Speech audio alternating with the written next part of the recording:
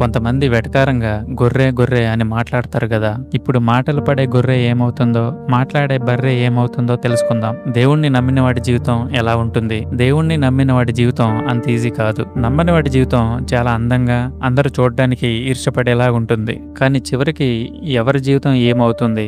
యేసు ప్రభు వారిని నమ్మినవాడు ఈ భూమి మీద చాలా కష్టాలు పడతాడు. ఎందుకంటే దేవుడు చెప్పినట్లు ఈ భూమి మీద బ్రతకడం అంత సులభం కాదు. న్యాయంగా మోసం చేయకుండా పనిచేసి సంపాదించుకోవాలి, కుటుంబాన్ని పోషించుకోవాలి, మనుషులు చేసే అవమానాలు భరించుకోవాలి. కొన్నిసార్లు మంచి చేసి మోసపోవాల్సి వస్తుంది. ఎందుకంటే అతను షార్ట్ కట్స్ తీసుకోడు, అతను అబద్ధాలు చెప్పి బతకడు, మోసం చేసి సంపాదించడు. అన్నిటికంటే ముఖ్యమైనది ఈ లోకంలో జయించలేని చెడు అలవాట్లకు దూరంగా ఉండాలి. సిగరెట్, మద్యం, స్త్రీల వ్యామోహం, వ్యభిచారం, బూతుల జీవితం, అల్లరితో కూడిన ఆటపాటలు, ఇవన్నీ అతను దూరం పెట్టాలి. ఇది చెప్పినంత ఈజీ కాదు, చాలా కష్టం. మత్తాయి 7:14లో ఇలా వ్రాయబడి ఉంది: జీవానికి దారి తీసే ద్వారం సంకుచితమైనది, దానిని కనుగొనేవారు కొద్దిమంది అని. అంటే సరైన దారి ఈజీ కాదు, దాన్ని ఎంచుకునే వాళ్ళు చాలా కొద్దిమంది మాత్రమే ఉంటారు. కానీ ఒక విషయం క్లియర్, అతని గమ్యం క్లియర్ గా ఉంటుంది. అతను ఈ ప్రపంచాన్ని జయించడానికి ప్రయత్నిస్తాడు.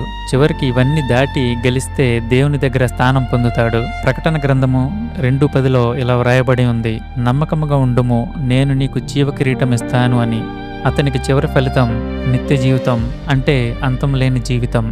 ఇప్పుడు యేసును నమ్మని వాడి పరిస్థితి చూద్దాం. యేసును నమ్మనివాడు ఈ ప్రపంచంలో అన్ని సుఖభోగాలు అనుభవిస్తున్నట్టు అందరికీ ఈర్ష్య పుట్టేలా బ్రతుకుతాడు. తన ఇష్టానికి జీవిస్తాడు, నచ్చిన అమ్మాయిలతో తిరుగుతాడు, మద్యం మత్తులో మునుగుతాడు, తల్లిదండ్రులను హింసపెడతాడు, భార్యను హింసలు పెడతాడు, పేకాట, బెట్టింగ్, మద్యం మత్తులో పిల్లల జీవితాలు నాశనం చేస్తాడు. తన స్వార్థం కోసం ఎవరినైనా చంపుతాడు లేదా చంపిస్తాడు. పూర్తిగా చెడు అలవాట్లలో పడిపోతాడు. మోసాలు చేసి వేల కోట్లు ఆస్తులు సంపాదిస్తాడు.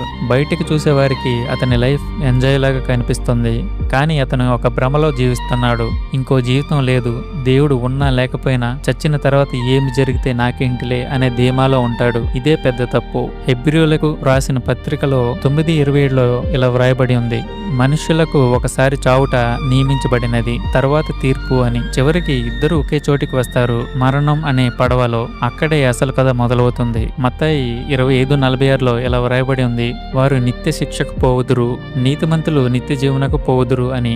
నమ్మినవాడు దేవుని దగ్గర నిత్య జీవితం పొందుతాడు, నమ్మనివాడు తను చేసిన పనుల ప్రకారం తీర్పు పొందుతాడు. ఈ ప్రపంచంలో ఎలా బ్రతికావో అది కాదు మ్యాటర్, చివరికి ఎక్కడ ముగిస్తావో అదే నిజమైన జీవితం. మన ఛానల్ నుండి వచ్చే ప్రతి వీడియోలో ఉండే సత్యాన్ని ప్రతి ఒక్కరికి చేరేలా షేర్ చేసి దేవుణ్ణి, ఆయన మార్గాన్ని ప్రతి ఒక్కరికి తెలిసేలా చేయండి. మరిన్ని వీడియోస్ కోసం మన రన్ ఫర్ రియల్ లైఫ్ ఛానల్ను సబ్స్క్రైబ్ చేసి బెల్ ఐకాన్ ట్యాప్ చేసి